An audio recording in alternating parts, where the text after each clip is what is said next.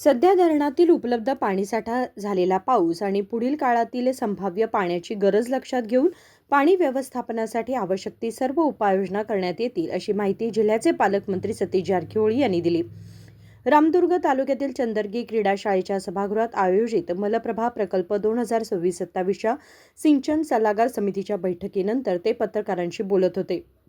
मलप्रभा धरणातील उपलब्ध पाणीसाठ्याचा विचार करून शेतकऱ्यांच्या शेतीसाठी तसेच नागरिक आणि जनावरांच्या पिण्याच्या पाण्याची गरज पूर्ण होईल अशा पद्धतीने नियोजनबद्ध पाणी सोडण्यात येईल, असे त्यांनी सांगितले.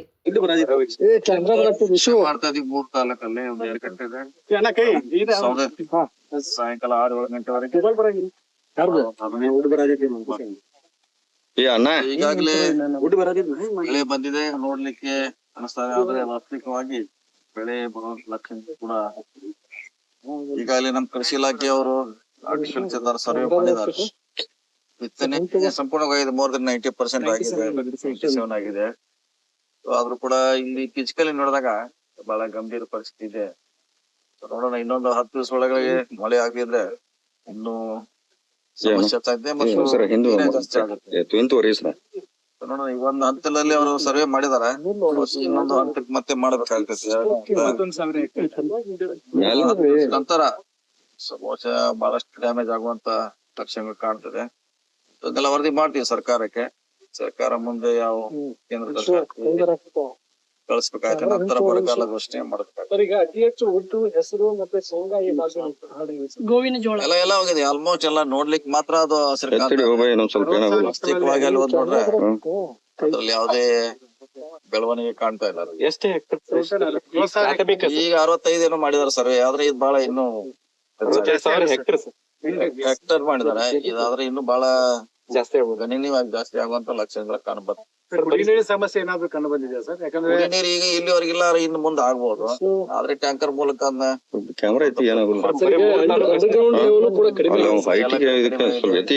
ಇಲ್ಲಿವರೆಗೆ ಒಳ್ಳೆ ಬೆಳೆ ಇದೆ. ಕೆಲವು ಜೋಳ, ಕಬ್ಬು, ಅದು ನೀರ ಸಮಸ್ಯೆ ಇನ್ನೂ ಸಮಸ್ಯೆ ಆಗ್ಬೋದು.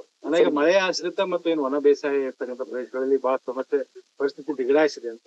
ಆಗಿದೆ, ಖಂಡಿತ ಆಗಿದೆ.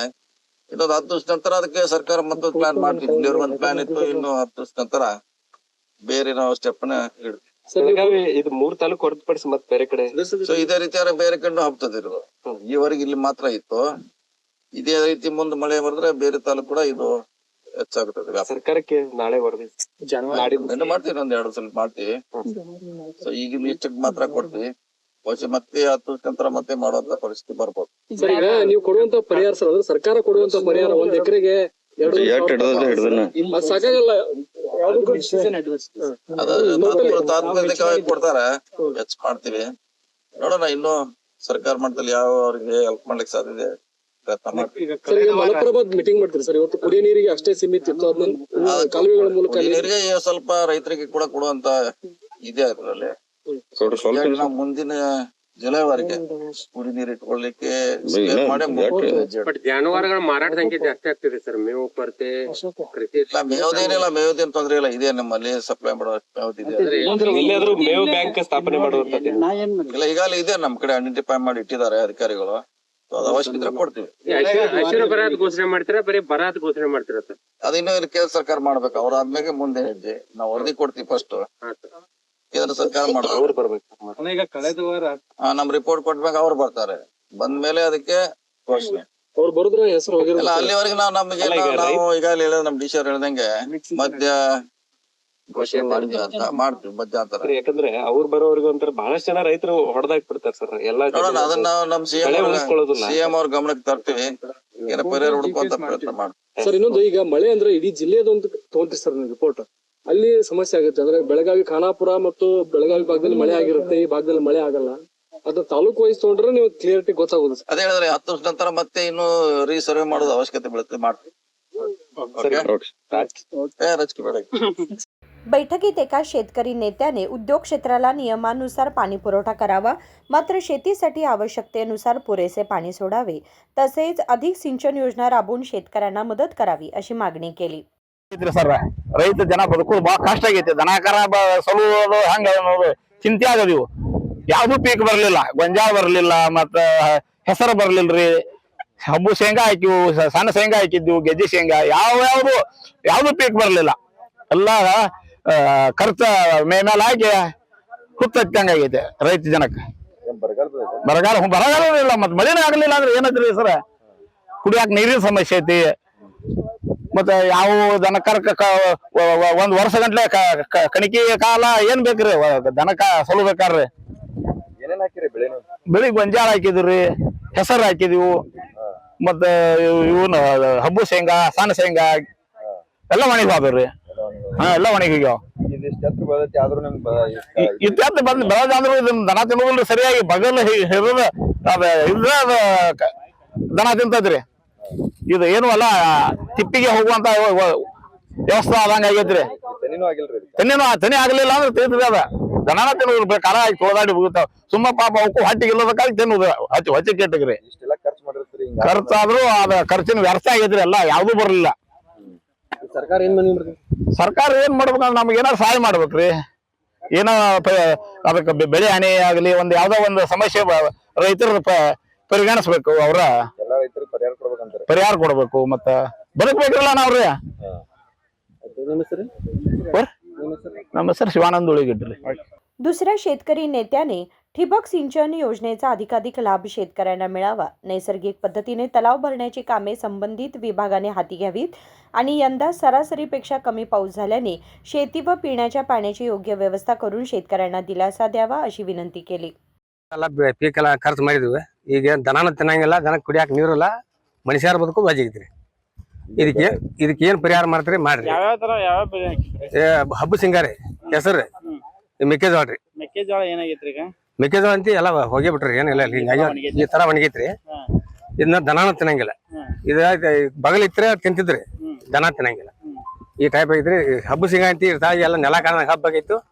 ಅದು ಅಲ್ಲಿ ಪುಟ್ರಂಗ ನಿಂತು ಬಿಟ್ಟಿದ್ರಿ. ನಮ್ದು 3 ಎಕರೆ ಹೆಸರು ಇದ ಸಿಂಗ ಐತ್ರಿ, ಹಬ್ಬು ಸಿಂಗ. 6 ಎಕರೆ ಮೆಕ್ಕೆಜೋಳ ಐತ್ರಿ. ಸರ್ಕಾರಕ್ಕೆ ಏನ್ ಮಾಡ್ತಾರೆ? ಸರ್ಕಾರ ಏನ್ ಮಾಡ್ತಾರ ಅದನ್ನ ಮಾಡೋದಲ್ರಿ. ಮಾಡಿದ್ರೆ ಪಾಠ ಆಗೈತಿ, ಮಾಡ್ಲಿಲ್ಲ ಅಂದ್ರೆ ಬದುಕುದು ವಜ್ಜಿ. ದನ ಹಿಡಿದ ಕಷ್ಟ ಮಳಿನೇ ಇಲ್ರಿ. ಬಿತ್ತು ಪುರ್ದಾಗ ಆಯ್ತ್ರಿ ಮಳಿ, ಮಳಿನೇ ಇಲ್ರಿ. ಏನ್ ತೆನಿ ಇಲ್ರಿ, ಎಲ್ಲ ಒಣಗಾತಾವ. ಹೆಸರು ಒಂದ್ 3 ಎಕರೆ ಐತ್ರಿ. ಅದು ಬಾದ ಐತ್ರಿ. ಲಾಸ್ ರೀ, ಎಲ್ಲ ಲಾಸ್. ಈಗ ಒಟ್ಟ ಒಂದ್ ಹೆಚ್ಚು ಕಡಿಮೆ 1 ಲಕ್ಷ ರೂಪಾಯಿ ಖರ್ಚು ಐತ್ರಿ. ಬೀಜ ಗೊಬ್ಬರ ತಟ್ಟಾರಿ, ಗಿಡದ ಆಳಿಂದ ಬಿಟ್ಟು 1 ಲಕ್ಷ ರೂಪಾಯಿ ಖರ್ಚಾರ. ಮಾಡಿದ ಖರ್ಚಿಲ್ಲ, ಈಗ ಹಾಕಿದ ಖರ್ಚ ಇಲ್ಲ. ಸರ್ಕಾರಕ್ಕೆ ಏನಾದ್ರು ಮತ್ತೆ ಏನಾದ್ರು ಪರಿಹಾರ ಮಾಡ್ತಾರಂತ ಬೇಡ್ಕೋದಲ್ರಿ. ಯಾವ್ದಾರ ಪರಿಹಾರ ಮಾಡಿದ್ರೆ ಬದುಕಾಕ್ದಾರ್ರಿ. ಇಲ್ಲ ಯಾಕಂದ್ರ ಮತ್ತ ದನ ಕರ ಮರಿಕೊತ್ ಹೋಗು, ಮನುಷ್ಯರ ಹಂಗ ನೋಡ್ಕೊತ ಹೋಗಾಕತ್ರಿ. ಹಾ ಮಾಡ್ಕೋತಾರಲ್ಲ. ನೀರಾವರಿ ಅಂತ ಇಲ್ಲ, ಕುಡಿಯಾಕ ನೀರ್ಲಂಗ ಐತ್ರಿ. ನಮ್ಮೆಲ್ಲಾ ಡ್ರೈ ಏರಿಯಾ ರೀ, ಯಾವ ಕಿನಾಲ್ ಇಲ್ಲ, ಏನಿಲ್ಲ. ಹಿಂಗಾಗಿ ಎಲ್ಲಾ ಬಾಳ ನಾಶ. ಮಳೆ ಆಗ್ಲಾರ್ಕ ಸಮಸ್ಯೆ ರೀ. ಬರಗಾಲ ಅನ್ನರಿ, ಸಾಕ್ ಬರಗಾಲ ಅನ್ನಂಗ. ಹನುಮಂತ ನಿಂಗಪ್ಪ ಗಸ್ತಿರಿ. ಇವತ್ತು ಎಲ್ಲ ಇಡೀ ಜಿಲ್ಲಾಡಳಿತ ನಾವು ನಮ್ಮ ಉಸ್ತುವಾರಿ ಸಚಿವರ ಜೊತೆ ಯರಗಟ್ಟಿ, ಸೌಂದತ್ತಿ ಹಾಗೂ ರಾಮದುರ್ಗ ತಾಲೂಕುಗಳಿಗೆ ಭೇಟಿ ಕೊಡ್ತಾ ಇದ್ದೀವಿ. ಈ ಎಲ್ಲೆಲ್ಲಿ ಬರಪೀಡಿತ ಪ್ರದೇಶಗಳಿದ್ದಾವೆ, ಕ್ರಾಪ್ ಸಿಚುವೇಶನ್ ಏನಿದೆ, ಬೆಳೆ ಸಿಚುವೇಶನ್ ಏನಿದೆ, ಅದನ್ನು ವೀಕ್ಷಣೆ ಮಾಡಲಿಕ್ಕೆ ನಾವಿವತ್ತು ಬಂದಿದ್ದೀವಿ. ನಮ್ಮ ಇಡೀ ಜಿಲ್ಲೆನಲ್ಲಿ ಒಟ್ಟು 7.5 ಲಕ್ಷ ಹೆಕ್ಟೇರ್ ಬಿತ್ತನೆ ಗುರಿ ಇರುತ್ತೆ. ಅದರ ಪೈಕಿ 97% ನಾವು ಈಗಾಗಲೇ ಸೋಯಿಂಗ್ ಮುಗಿಸ್ಕೊಂಡಿದ್ವಿ. 2 ತಿಂಗಳಿಂದ ಆವಾಗ ಸ್ವಲ್ಪ ಮಳೆ ಆಗ್ತಾ ಇತ್ತು. ಅದರಿಂದ ಇಡೀ ಮುಂಗಾರು ಮಳೆ ನಾವು ನೋಡಿದ್ದೀವಿ ಅಂದ್ರೆ ಒಂದು 15% ಪಾಸಿಟಿವ್ ಅಲ್ಲಿ ಇದೆ. ಆದ್ರೆ ಈ 3 ತಾಲೂಕುಗಳಲ್ಲಿ ಸೌದತ್ತಿ, ಯರಗಟ್ಟಿ ಹಾಗೂ ರಾಮದುರ್ಗದಲ್ಲಿ ಹಿಂದಿನ 2.5 ವಾರದಿಂದ ಬಹಳ ಮಳೆ ಕೊರತೆ ಇದೆ. ಆನ್ ಅನ್ ಆವರೇಜ್ 30-40% ಕೊರತೆ ಈ 3 ತಾಲೂಕುಗಳೇನಿದೆ. ಜೊತೆನಲ್ಲಿ ಇಡೀ ಜಿಲ್ಲೆನಲ್ಲಿ 15 ತಾಲೂಕುಗಳ ಪೈಕಿ 12 ತಾಲೂಕುಗಳಲ್ಲಿ ಈ ತರ ಮಳೆ ಕೊರತೆಯನ್ನು ನಾವು ಗಮನಿಸ್ತಾ ಇದ್ದೀವಿ. ಆಲ್ರೆಡಿ ಒಂದು 5 ದಿವಸ ಹಿಂದೆ ಹೆಸರು ಕಾಳು ಹಾಗೂ ಉದ್ದು ಏನಿದೆ, 2 ಕ್ರಾಪ್ಸ್ ಬಹಳ ಇಲ್ಲಿ ಸ್ಟ್ರೆಸ್ ಆಗಿದೆ ಅಂತ ಹೇಳಿ ಸೌಂದತ್ತಿ, ಯರಗಟ್ಟಿ ಹಾಗೂ ರಾಮದುರ್ಗದಲ್ಲಿ ನಾವು ಮಿಡ್ ಸೀಸನ್ ಅಡ್ವರ್ಸಿಟಿ ಡಿಕ್ಲೇರ್ ಮಾಡಿದೀವಿ. ಅಂದ್ರೆ ಈಗ ತಕ್ಷಣ ರೈತರಿಗೆ ಪರಿಹಾರ ಸಿಗೋ ರೀತಿ ನಾವು limited crop based drought declare ಮಾಡಿದೀವಿ. 25% ದುಡ್ಡು ಸಿಗುತ್ತೆ, ಎಕರೆಗೆ ಸರಿಸುಮಾರು ಒಂದು 2-2.5 ಸಾವಿರ ರೂಪಾಯಿ ರೈತರಿಗೆ ತಕ್ಷಣ ಸಿಗುತ್ತೆ. ಅದನ್ನು ಹೊರತುಪಡಿಸಿ ಇನ್ನೊಂದು ವಾರ ಈ ತರ ಬಿಸಿಲು ಮಳೆ ಆಗ್ಲಿಲ್ಲ, ಇದೇ ತರ ಸಿಚುವೇಶನ್ ಇನ್ನೊಂದು ವಾರ ಮುಂದುವರೆದಿದೆ ಅಂದ್ರೆ ಆವಾಗ ಈ ಎಲ್ಲಾ ತಾಲೂಕುಗಳಲ್ಲಿ ಎಲ್ಲೆಲ್ಲಿ ಮಳೆ ಕೊರತೆ ಆಗ್ತಾ ಇದೆ 3 ವಾರ consecutive less rainfall or no rainfall ಅಂತ ನಾವು ಡಿಕ್ಲೇರ್ ಮಾಡಿಕೊಂಡು ಆವಾಗ ಡ್ರೌಟ್ ಸಿಚುವೇಶನ್ ನಾವು ಘೋಷಣೆ ಮಾಡ್ಲಿಕ್ಕೆ ಆಗುತ್ತೆ. ಸುಮಾರು ಜಿಲ್ಲೆಗಳಲ್ಲಿ ಈ ತರ ಸಂದರ್ಭಗಳು ಸೃಷ್ಟಿ ಆಗಿದ್ದಾವೆ, ಅಲ್ಲಿ ಡ್ರೌಟ್ ಡಿಕ್ಲೇರ್ ಮಾಡ್ತಾ ಇದ್ದಾರೆ. ನಾವು ಇವತ್ತು ನಾನು ಮತ್ತೆ ಸಿಇಒ ಅವರು, SP ಅವರು, ನಮ್ಮ JD ಅಗ್ರಿಕಲ್ಚರ್, ನಮ್ಮ ಉಸ್ತುವಾರಿ ಸಚಿವರ ಉಸ್ತುವಾರಿನಲ್ಲಿ ಎಲ್ಲ ಕಡೆ ವೀಕ್ಷಣೆ ಮಾಡಿ ನಾವು ಎಲ್ಲ ಡೀಟೇಲ್ಸ್ ಅನ್ನು ನೋಟ್ ಮಾಡ್ಕೊಳ್ತೀವಿ, ಸರ್ಕಾರಕ್ಕೆ ವರದಿ ಸಲ್ಲಿಸ್ತೀವಿ. ಅದರ ಪ್ರಕಾರ ರೈತರಿಗೆ ಅನುಕೂಲ ಆಗೋ ರೀತಿಯಲ್ಲಿ ನೋಡ್ತೀವಿ. ಎಷ್ಟು ಬೆಳೆ ಹಾನಿ ಆಗಿದೆ? ಈಗ ಮೇನ್ ಥಿಂಗ್ ಏನಂದ್ರೆ ರೈತರ ಜೊತೆ ನಾವು ಇವತ್ತು ಬೆಳಿಗ್ಗೆ ಮಾತಾಡಿದೀವಿ. ಗೋವಿನ ಜೋಳ ಎಲ್ಲ ಕಡೆ ಬಹಳ ಡ್ಯಾಮೇಜ್ ಆಗ್ತಾ ಇದೆ ಅಂತ ಎಲ್ಲ ರೈತರು ಹೇಳ್ತಾ ಇದ್ದಾರೆ. ಈಗ ಯಾವ್ದು ಮಿಡ್ ಸೀಸನ್ ನಾವು ಡಿಕ್ಲೇರ್ ಮಾಡಿದೀವಿ ಅಡ್ವರ್ಸಿಟಿ, ಅದು ಬರೇ ಹೆಸರು ಕಾಳು ಹಾಗೂ ಉದ್ದು. ಇದು ಶಾರ್ಟ್ ಟರ್ಮ್ ಕ್ರಾಪ್. ಹೆಸರು ಕಾಳು ಬರೇ 70 ದಿವಸ ಮತ್ತೆ ಉದ್ದು 90 ದಿವಸ. ಅರ್ಲಿ ಸೋಯಿಂಗ್ ಮಾಡ್ಬಿಟ್ಟು ಸ್ಟಂಟೆಡ್ ಗ್ರೋತ್ ಆಗ್ಬಿಟ್ಟಿದೆ. ಮಧ್ಯದಲ್ಲಿ ಒಂದು 20 ದಿವಸ ಭಯಂಕರ ಮಳೆ ಆಯ್ತು, ಅದರಿಂದ ಕ್ರಾಪ್ ಡ್ಯಾಮೇಜ್ ಆಯ್ತು. ಈಗ ಮೇಜ್ ನಮ್ಮ ಗೋವಿನ ಜೋಳ ಏನಿದೆ ಅದು ನೀರಿನ ಮಳೆ ಕೊರತೆದಿಂದ ಈಗ ಡ್ಯಾಮೇಜ್ ಆಗ್ತಾ ಇದೆ. ಅದು ಇನ್ನೊಂದು ವಾರ ನೋಡ್ತೀವಿ. ಸದ್ಯಕ್ಕೆ ನಾವು ಏನ್ ಲೆಕ್ಕಾಚಾರ ಮಾಡಿದೀವಿ ಅಪ್ರಾಕ್ಸಿಮೇಟ್ಲಿ ಒಂದು 65,000 ಹೆಕ್ಟೇರ್ ನಮಗೆ ಡ್ಯಾಮೇಜ್ ಕಾಣ್ತಾ ಇದೆ.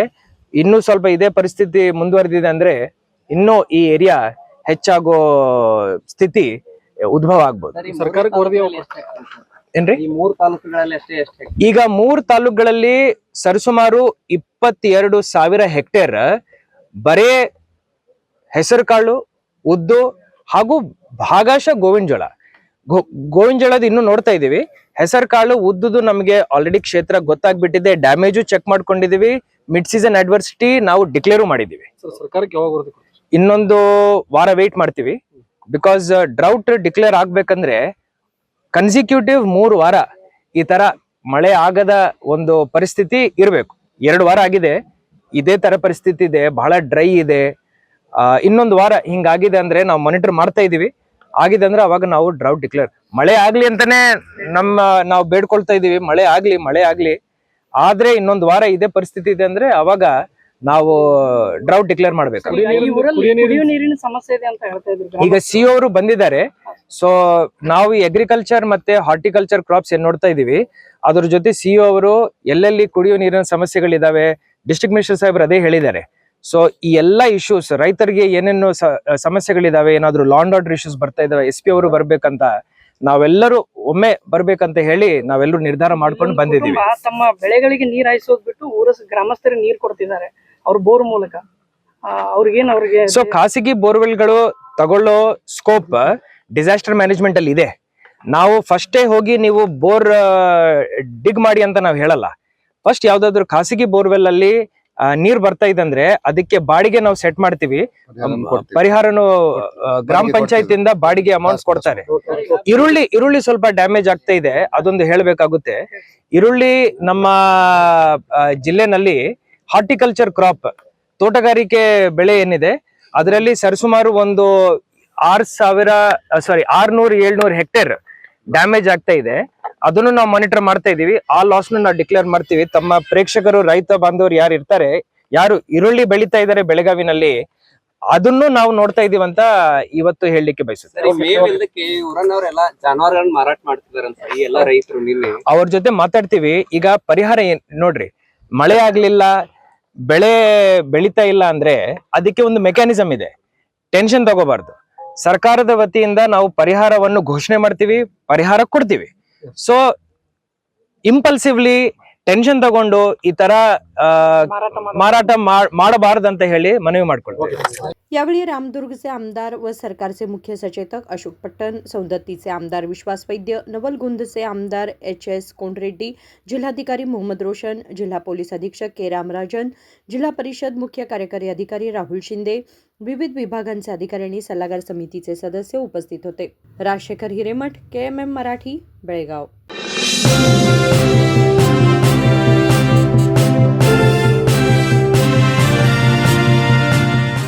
ಭೀಮಾ ಆಗಸ್ಟ್ 10ರಿಂದ 30ರವರೆಗೆ ವರಮಹಾಲಕ್ಷ್ಮಿ ಹಬ್ಬವನ್ನು ಆಚರಿಸಿಕೊಳ್ಳುತ್ತಿದ್ದು, ಹಬ್ಬದ ಸಂಭ್ರಮದಷ್ಟೇ ಪ್ರಕಾಶಮಾನವಾಗಿ ಹೊಳೆಯುವ ವಿಶೇಷ ಕೊಡುಗೆಗಳನ್ನು ಗ್ರಾಹಕರಿಗಾಗಿ ನೀಡುತ್ತಿದೆ. ಚಿನ್ನದ ಮೇಲೆ ಪ್ರತಿ ಗ್ರಾಮ್ಗೆ 1,000 ರೂಪಾಯಿವರೆಗೆ ರಿಯಾಯಿತಿ, ವಜ್ರಾಭರಣಗಳ ಮೇಲೆ ಪ್ರತಿ ಗ್ರಾಮ್ಗೆ 1,000 ರೂಪಾಯಿ ಫ್ಲಾಟ್ ರಿಯಾಯಿತಿ ಹಾಗೂ ಪ್ರತಿ 50 ಗ್ರಾಂ ಬೆಳ್ಳಿಯ ಖರೀದಿಗೆ 1,000 ರೂಪಾಯಿ ರಿಯಾಯಿತಿ ಪಡೆಯಿರಿ. ಹಳೆಯ ಚಿನ್ನದ ವಿನಿಮಯದ ಮೇಲೆ ಪ್ರತಿ ಗ್ರಾಮ್ಗೆ ಹೆಚ್ಚುವರಿ 150 ರೂಪಾಯಿ ಪಡೆಯಿರಿ. ಅಷ್ಟೇ ಅಲ್ಲ, ಲಕ್ಕಿ ಡ್ರಾ ಮೂಲಕ 4 ಕೋಟಿ ಮೌಲ್ಯದ ವಜ್ರಾಭರಣಗಳನ್ನು ಗೆಲ್ಲುವ ಅವಕಾಶ. ಕೊಡುಗೆಗಳು ಎಲ್ಲಾ ಭೀಮಾ ಮಳಿಗೆಗಳಲ್ಲಿ ಲಭ್ಯ. ಷರತ್ತುಗಳು ಅನ್ವಯ.